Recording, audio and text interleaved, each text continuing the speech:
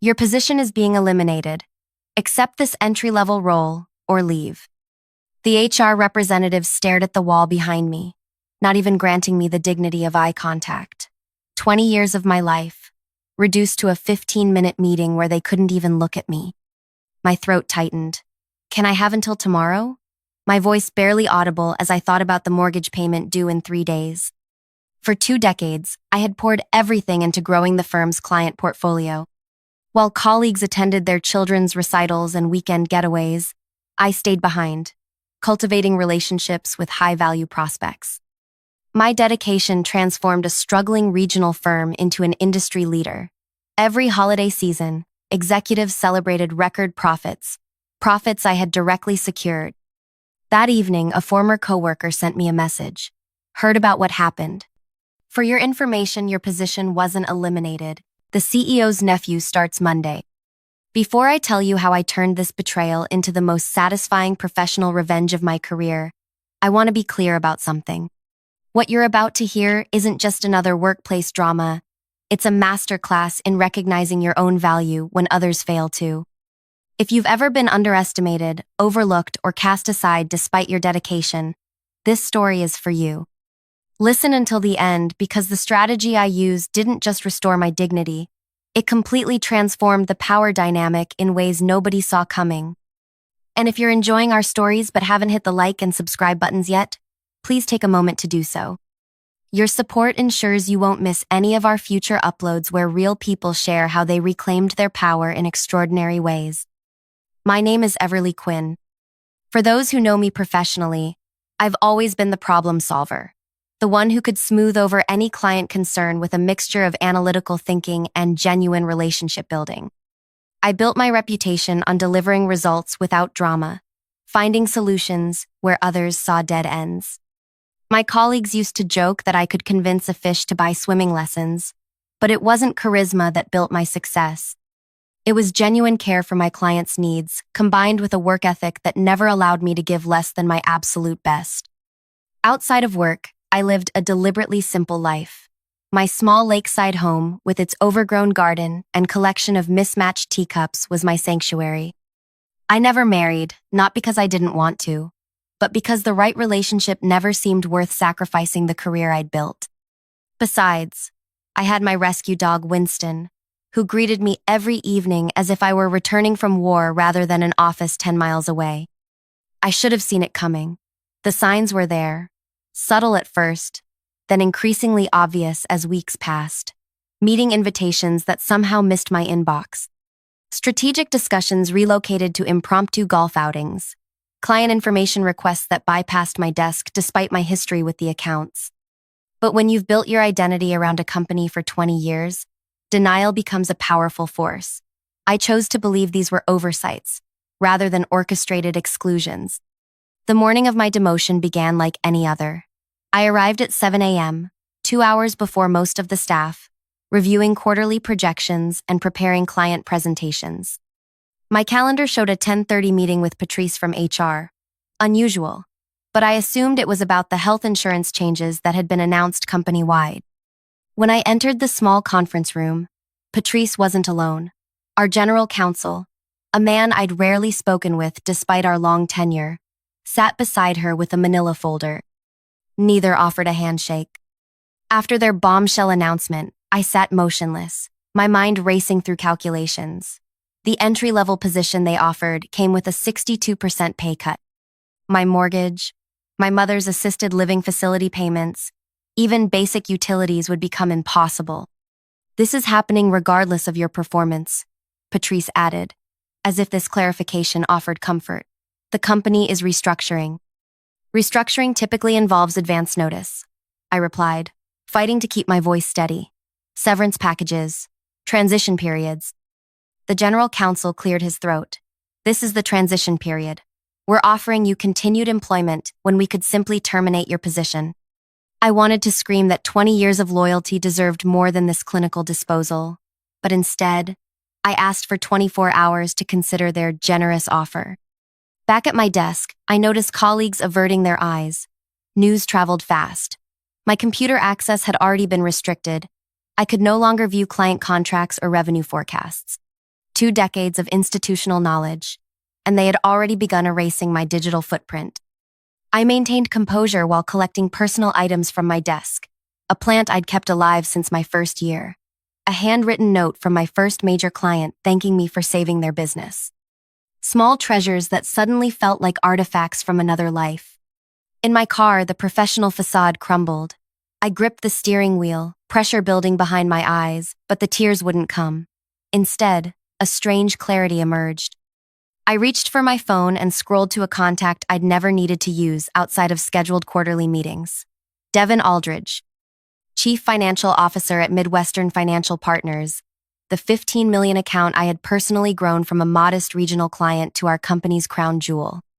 Devin answered on the second ring. Everly? This is unexpected. Everything okay with the quarterly review preparations? I hesitated only briefly. Devin, I'm calling with a personal update. The company has eliminated my position, effective immediately. The silence on the line stretched for several seconds. That's surprising, he finally said, his tone shifting to something more guarded. May I ask why? Restructuring was the official explanation. Another pause. Where are you right now? Sitting in my car in the company parking lot. Stay there. I'm finishing up a meeting across town. 20 minutes. I didn't question why the CFO of our largest client would drop everything to meet me. In 20 years of relationship building, Devin and I had developed something beyond the typical client representative dynamic. We'd navigated industry shifts together, collaborated on innovative solutions, and established a foundation of mutual respect. 23 minutes later, Devin's electric sedan pulled alongside my car. He gestured toward a coffee shop across the street. Inside, over untouched beverages, Devin revealed what I had suspected but couldn't confirm. My company had been positioning the CEO's nephew to take over my client relationships for months. They'd already arranged informal meetings with several key accounts, including Midwestern Financial.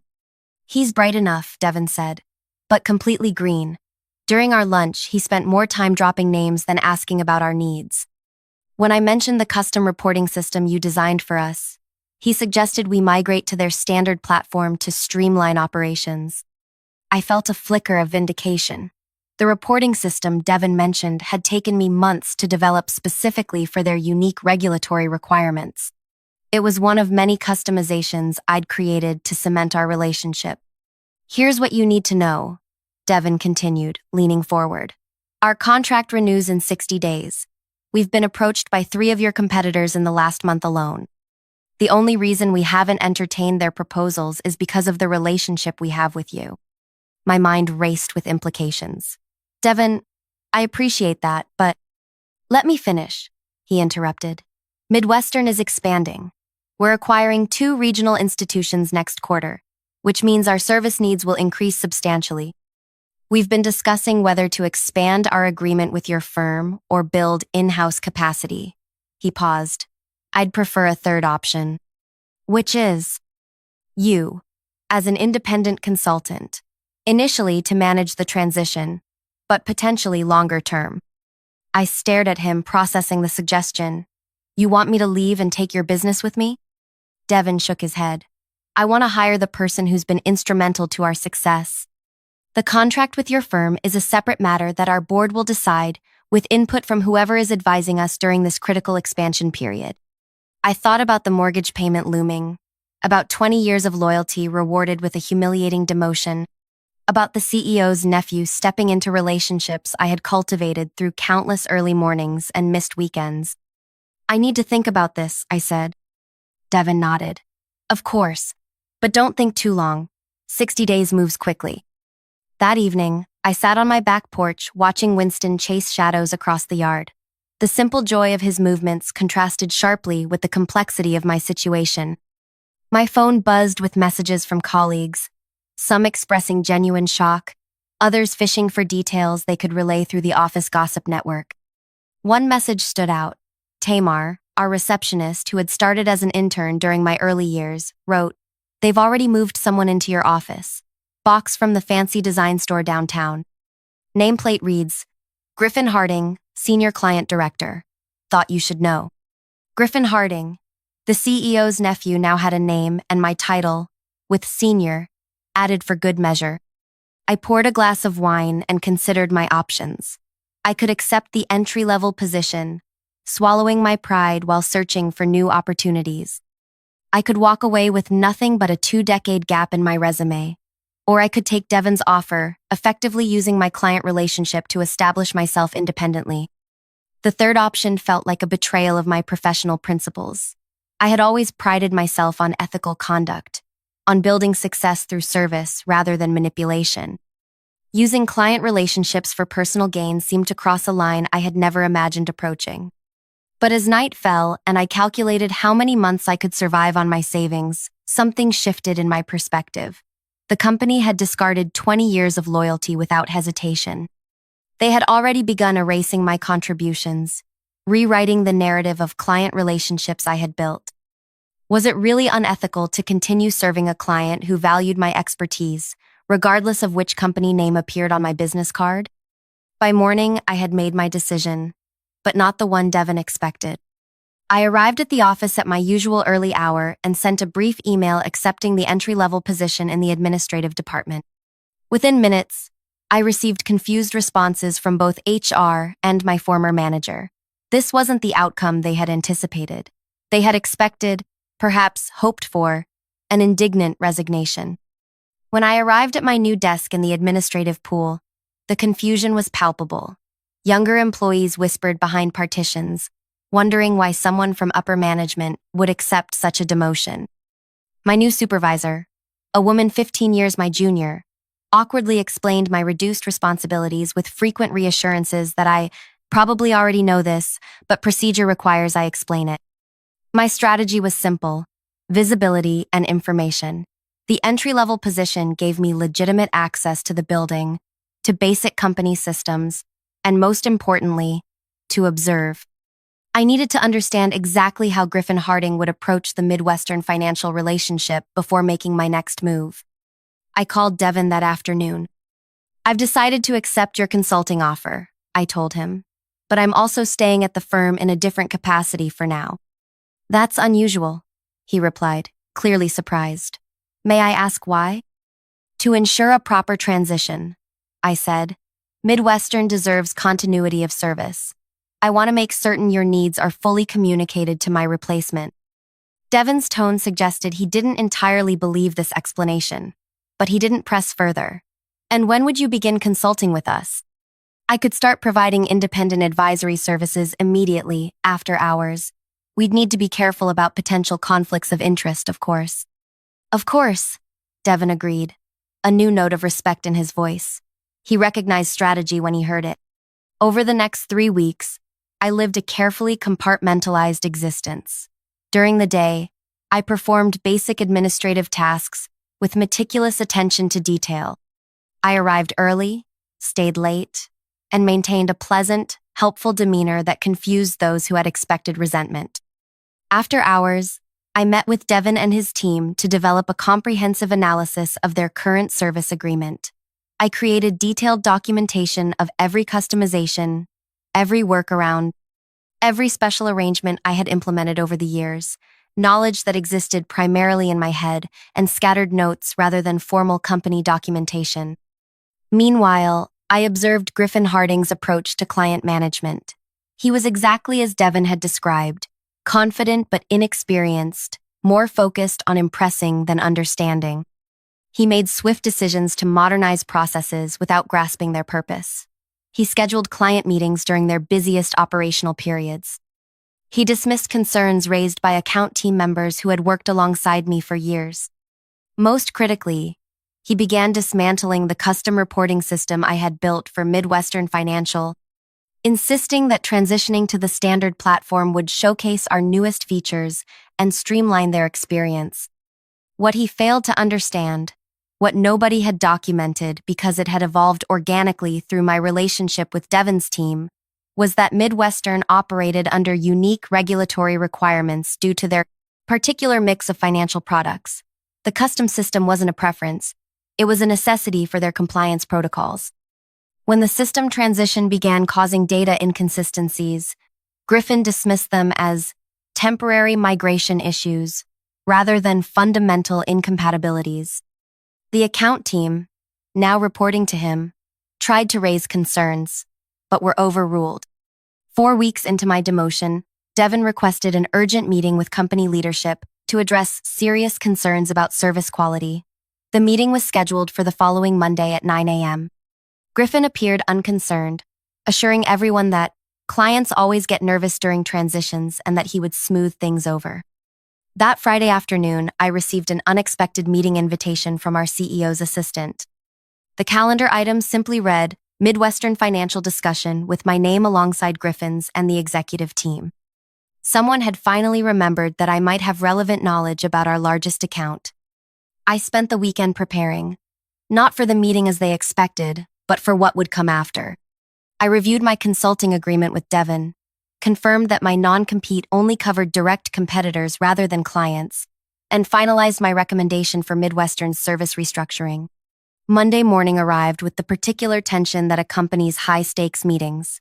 I selected my outfit carefully, professional but not presumptuous. When I arrived at the executive conference room, conversation stopped abruptly. The CEO's expression flickered between confusion and annoyance at my presence. Everly, he acknowledged with a nod that suggested I should explain myself. I received an invitation, I replied simply, taking a seat at the far end of the table. Before he could respond, Devon entered with Midwestern's General Counsel and Chief Operating Officer. The energy in the room shifted immediately, as everyone recognized the seriousness of 3 C-suite executives attending what should have been a routine client meeting. After brief introductions, Devon opened with devastating clarity. We've asked for this meeting to address significant concerns about our service relationship. Over the past month, we've experienced multiple system failures, missed regulatory reporting deadlines, and a concerning lack of responsiveness to our inquiries. Griffin immediately began offering reassurances, but Devon continued without acknowledgement. More troubling than these technical issues is the apparent loss of institutional knowledge about our specific needs. The custom reporting framework that was essential to our compliance protocols has been dismantled without adequate replacement. Our CEO leaned forward. Griffin has been implementing our newest enterprise platform, which offers enhanced capabilities beyond the legacy systems. There are always adjustment periods during upgrades. Devon's expression remained impassive. We weren't informed of any planned upgrades to systems that were functioning correctly for our purposes. Sometimes we need to modernize even when existing systems appear adequate. Griffin interjected with the confident tone of someone repeating a business school maxim. Devon finally turned to acknowledge him directly. Mr. Harding, the systems in question were modern. They were custom designed for our specific regulatory requirements by someone who took the time to understand our business. He shifted his gaze toward me at the end of the table. Isn't that right, Everly? All eyes turned to me. 20 years of professional restraint had prepared me for this moment. I spoke without emotion, presenting only facts. The reporting system was updated quarterly to accommodate regulatory changes. Its architecture was actually more advanced than our standard platform in several aspects, particularly in how it handled multi-jurisdictional compliance flagging. The CEO's expression tightened. If you had concerns about the transition, you should have raised them through proper channels. With all due respect, I replied, my role no longer includes client system oversight. I wasn't consulted about the changes. An uncomfortable silence fell over the room. Devon used the moment to slide folders across the table to each executive.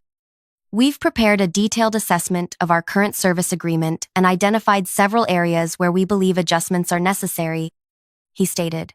Given recent events, we've concluded that the current arrangement no longer serves our needs. The CEO's face paled as he scanned the document's executive summary. This represents a significant restructuring of our relationship. Yes, Devon confirmed. We're unbundling several services that we believe we can manage more effectively through other means. What Devon didn't explicitly state, what was buried in the detailed appendices, was that these other means included a consulting agreement with me to rebuild and maintain the custom systems that had been dismantled at a fraction of what the company had been charging for bundled services. Griffin flipped frantically through the pages. But these changes would reduce the contract value by nearly 40%. Devin nodded. We believe that accurately reflects the value proposition under the current service model. As the implications sank in, the CEO's gaze shifted between Devin and me, calculation visible behind his eyes. Perhaps we've been hasty in some of our transition decisions. Everly clearly has valuable institutional knowledge about your needs. We could consider reinstating her previous role to ensure continuity. It was the opening I had anticipated, the moment when they would attempt to use me to salvage the relationship. Devin glanced my way, the question evident in his expression. Was this what I had been waiting for? A restoration of my position? I maintained neutral composure. That's a generous offer, but I believe my current role in administration is where the company has determined I can best contribute. The confusion on the executives' faces was momentarily satisfying. They had expected eagerness to reclaim my former status, not this passive resistance. Devin continued smoothly. We've already developed alternative arrangements for the unbundled services. We're prepared to maintain a relationship with your firm, but on these revised terms. The meeting concluded with tentative agreement to review the proposed changes, but the damage was done. As executives huddled in concerned groups afterward, I quietly returned to my administrative desk. By day's end, the ripples had spread throughout the company. The potential loss of 40% of our largest account's revenue had triggered panic among leadership. The CEO's assistant requested a private meeting for the following morning. I had expected an offer to restore my position. Instead, I received something more revealing. The situation with Midwestern is unfortunate, the CEO began, seated behind his imposing desk. Griffin perhaps moved too quickly with system changes, but that's correctable. What concerns me is the timing of these issues coinciding with your transition. I kept my expression neutral. I'm not sure I understand. Devin Aldridge specifically requested your presence in yesterday's meeting. He referenced systems you designed. The restructuring proposal contains technical specifications that mirror your work. His eyes narrowed. Have you been communicating with Midwestern outside of company channels? As I mentioned during my transition, I've always maintained professional relationships with our clients. I replied evenly. Devin reached out after hearing about my position change, which is natural given our long professional history. The CEO leaned back, studying me. And the consulting arrangement referenced in Appendix C of their proposal? The one where they plan to hire an independent advisor to rebuild systems we're currently charging them premium rates for? I met his gaze directly. I wasn't aware of the specific details in their proposal. As you know, my system access is now limited to administrative functions. He didn't believe me. That much was clear from his expression. But he also couldn't prove anything improper. My consulting agreement with Devin had been carefully structured to begin officially after Midwestern's contract revision was finalized. Everly, his tone softened into something resembling sincerity. We've worked together for many years. I've always respected your contributions. Perhaps we acted hastily with the restructuring. Your institutional knowledge is clearly valuable. What would it take to resolve this situation amicably? The question hung between us. This was the negotiation I had anticipated, but the timing surprised me.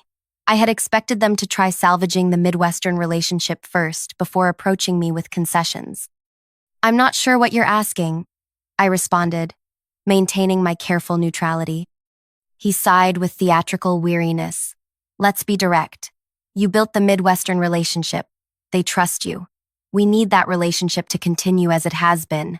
Name your terms. For a moment, I allowed myself to imagine accepting his offer. A restored position, perhaps with a grander title and increased compensation. The satisfaction of walking back through the office with my status not just returned, but elevated. But then I remembered sitting across from Patrice and the general counsel, being told my 20 years meant nothing. I remembered the CEO's nephew moving into my office before I'd even cleared my personal items. I remembered 2 decades of missed family gatherings, of working through pneumonia, of answering client calls on Christmas morning. I appreciate the conversation, I said, rising from my chair, but I should return to my duties. The quarterly supply inventory is due by end of day.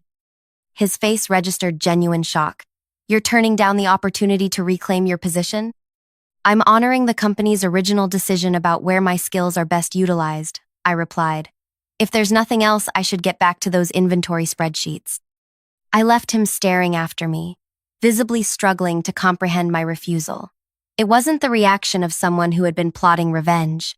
It was something far more confusing to him: indifference. The next 2 weeks unfolded with increasing tension throughout the company. Midwestern's contract revision moved forward despite desperate countermeasures. Griffin launched multiple initiatives to prove the value of our standard systems, each one undermined by his fundamental misunderstanding of Midwestern's regulatory requirements. Meanwhile, I performed my administrative duties with quiet precision. I accepted lunch invitations from former team members who suddenly remembered my existence. I provided factual responses when asked about Midwestern's technical needs, never volunteering information but never withholding it when directly questioned. My evening hours were spent preparing for my next chapter. Devin and I finalized the consulting framework that would allow Midwestern to reduce their service costs by 40% while maintaining all critical functions. The arrangement would provide me income comparable to my former position while requiring fewer hours, a more balanced life than I'd known in 20 years. 3 days before Midwestern's contract decision deadline, Griffin appeared at my administrative workstation. His confident demeanor had acquired a desperate edge over recent weeks. "I need your help with Midwestern," he stated without preamble. I looked up from my monitor. "How can I assist?" "The reporting system you built. Their technical team keeps referencing customizations that aren't documented anywhere. We need to replicate those functions in the standard platform before their board meeting on Friday."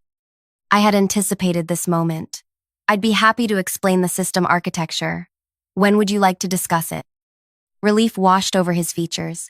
"Now, if possible, I've reserved a conference room." For the next 4 hours, I walked Griffin through the intricate system I had built over years. I explained every customization, every workaround, every special function designed specifically for Midwestern's unique requirements. I answered his increasingly frantic questions with patient clarity. What became evident to both of us was that these functions couldn't simply be replicated in the standard platform. Not in 3 days, not in 3 weeks. The system I had built was the product of years of incremental adjustments based on deep understanding of the client's evolving needs. As our impromptu session concluded, Griffin's expression had transformed from desperate hope to resigned understanding. "You built all this yourself?" he asked quietly. "Over time, yes, with input from their compliance team." He shook his head slowly, and I dismantled it in 3 weeks. For the first time, I felt a flicker of sympathy for him. He was young, ambitious, and clearly intelligent.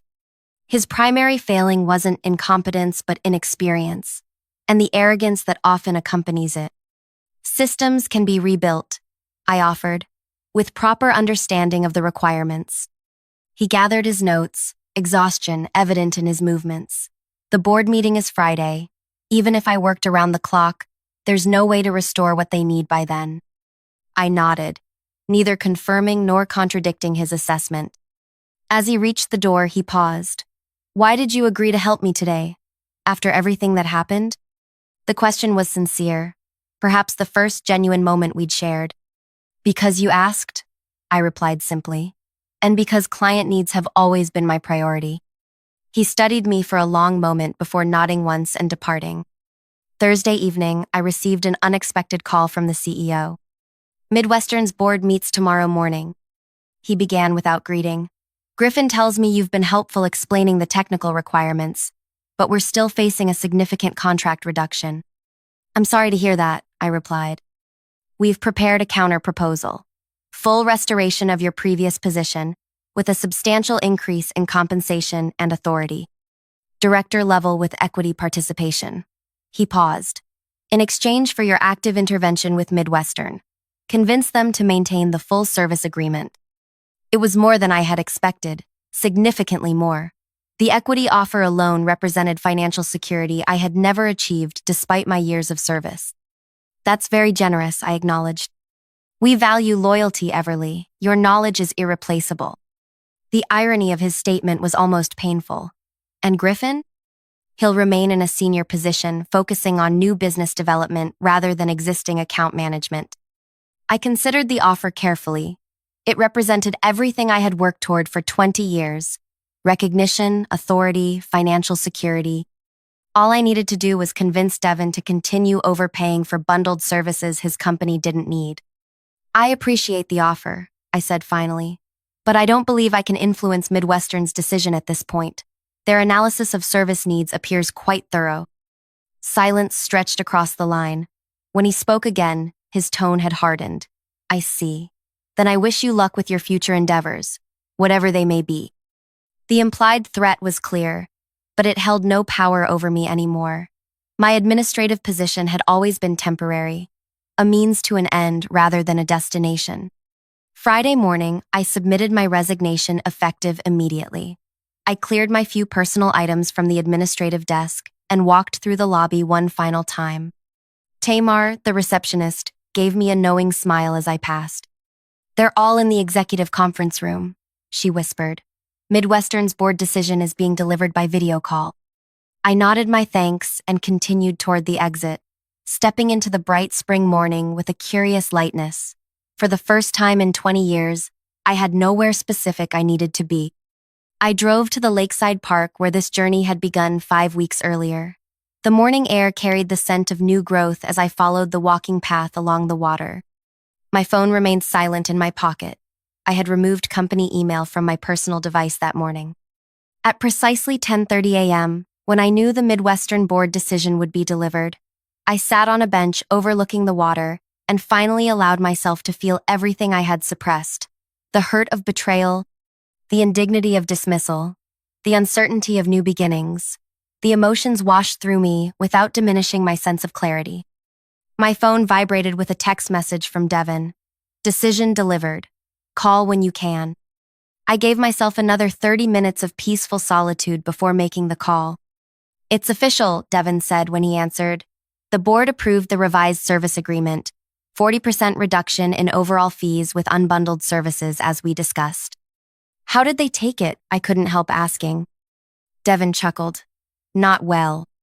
Your CEO tried to salvage things with a last-minute offer to restore the custom reporting system, but our technical team made it clear that the knowledge required had left the building.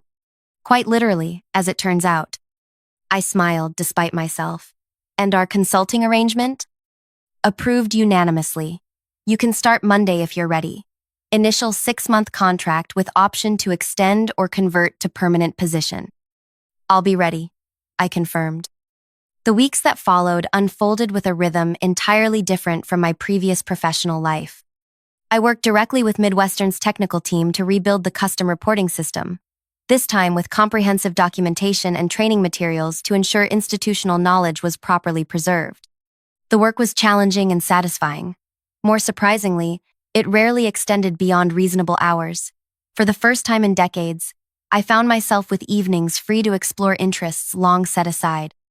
I joined a community garden. I took Winston to weekend training classes. I reconnected with family members who had grown accustomed to my perpetual unavailability. 3 months into my consulting arrangement, Devin invited me to lunch at a restaurant overlooking the financial district. The wall of windows provided a clear view of my former employer's building among the downtown towers. The quarterly results were announced yesterday. Devin mentioned as our meals arrived. "Your former company reported a 22% decline in revenue. Their stock dropped nearly 30 points in afternoon trading." I nodded, taking a sip of water. Not unexpected with the contract revision. "What you might find interesting is that Griffin Harding resigned last week. Apparently, he's returning to graduate school." The news surprised me. That seems wise. He has potential with proper experience and perspective. Devin studied me curiously. "You don't seem particularly satisfied by any of this." Most people would consider this the perfect revenge story, the undervalued employee who brought down the company that discarded her.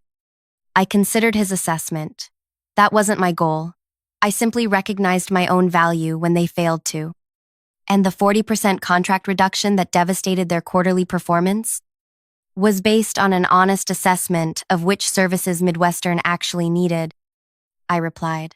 I would have recommended the same restructuring if I were still employed there. though I doubt anyone would have listened. Devon smiled. That's why our board approved your consulting arrangement without hesitation. Integrity is rare in this industry. As lunch concluded, Devon revealed the real purpose of our meeting. We've been discussing bringing the custom reporting system maintenance in-house permanently. The board has approved creating a new position, Director of Regulatory Systems. The role would report directly to me with a team of 4 technical specialists. You're offering me a permanent position, I observed. With compensation approximately double your former salary, given the critical nature of compliance systems in our industry. Plus actual work-life balance, we've noticed how much more efficiently you operate without the artificial pressure of 80-hour weeks. The offer was compelling in every aspect, yet I found myself hesitating. May I think about it? I asked. The consulting arrangement has provided flexibility I've never experienced professionally. Devon nodded. Take whatever time you need. The role was created with you in mind, but we understand if you prefer independence after your experience. That evening, sitting on my back porch watching Winston chase fireflies across the yard, I reflected on the journey of recent months. The company that had defined my professional identity for 20 years was struggling in my absence. The consulting work I now performed provided greater financial security with significantly less personal sacrifice. Midwestern's job offer represented the recognition and compensation I had always deserved. Yet the most profound change wasn't professional at all. It was the discovery that my value wasn't defined by a title or a company's assessment.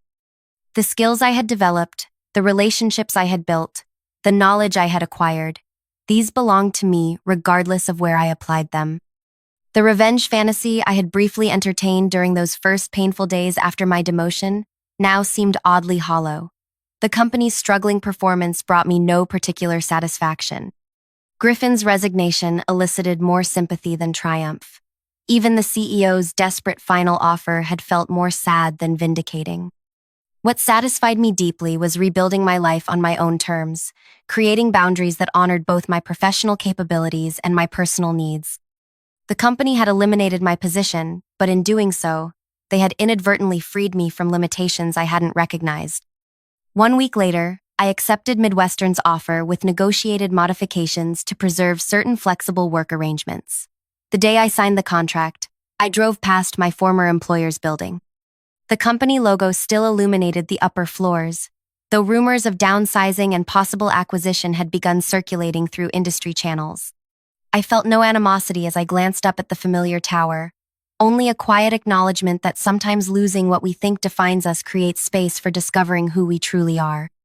6 months later, an industry newsletter reported that my former company had been acquired by a larger competitor. The CEO had stepped down to pursue other opportunities. The acquisition price represented a 50% devaluation from the previous year's market position. The article mentioned the unexpected loss of key client relationships as a contributing factor to the company's vulnerable position. A small photo accompanying the piece showed moving boxes being carried from the executive floor of the building where I had spent 2 decades of my life. When Devon forwarded me the article with a question mark as his only comment, I replied with simple honesty. Every company makes choices about what they truly value. Some learn too late that relationships and institutional knowledge can't be replaced by nepotism and titles. That evening, I hosted a dinner party, something I had never found time for during my former life. Colleagues from Midwestern mingled with neighbors and friends from my community garden. As conversation and laughter filled my small lakeside home, I realized that the most powerful form of reclaiming your value isn't found in revenge at all. It's found in creating a life that honors your worth when others fail to see it. If you've ever been underestimated, overlooked, or cast aside despite your dedication and excellence, remember this: your value doesn't diminish based on someone's inability to see it. The most satisfying response to those who undervalue you isn't plotting elaborate revenge, it's building something better that they can't access. Have you ever experienced a professional betrayal that ultimately led to something better? Share your story in the comments below. Your experience might be exactly what someone else needs to hear right now to find the courage to recognize their own worth. And if this story resonated with you, please hit the like button and subscribe to our channel. Every week, We share authentic stories of people who found unexpected strength in their most challenging moments. Don't miss our next upload. Sometimes the stories that seem most ordinary contain the most extraordinary wisdom about reclaiming your power.